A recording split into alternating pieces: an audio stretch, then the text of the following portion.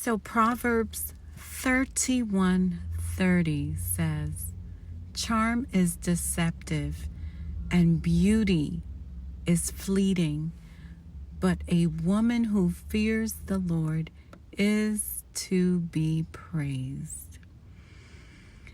You know, we live in a society where it's all about the outside. You know, people love with their eyes.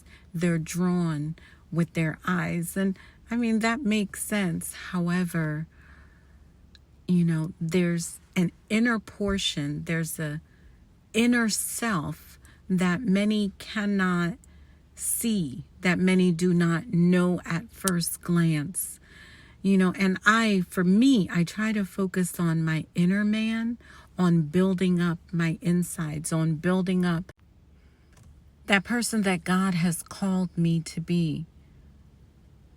Focusing on what is valuable in the kingdom, what is valuable, not the tangible things, but those things that I can walk in, those things where I can feel good to know that I'm making a difference, not just in my life, but in the lives of others, where I'm touching others.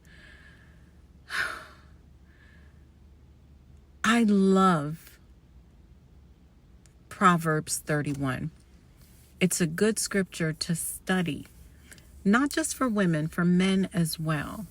But that's a whole other topic there. But it's good for women to study. It's not, it's not that it's old or old school or anything like that. You see, there are valuable attributes that we can learn from it. We learn about planning for the future. We learn about leading our households as women.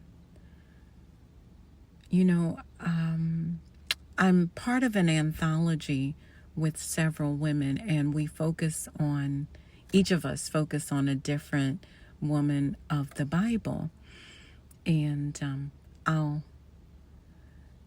try to include a picture of it, but my topic was on the Proverbs 31 woman, and I actually wrote about how I went about studying the Proverbs 31 woman. It's really interesting, but but nevertheless, it is my hope that you'll be able to dive in to the Proverbs 31 woman.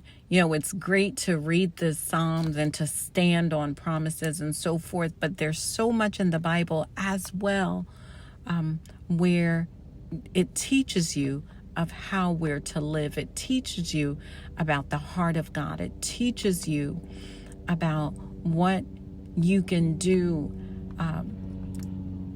as we are living in a society that is anything but godly. Be blessed. Have a good day.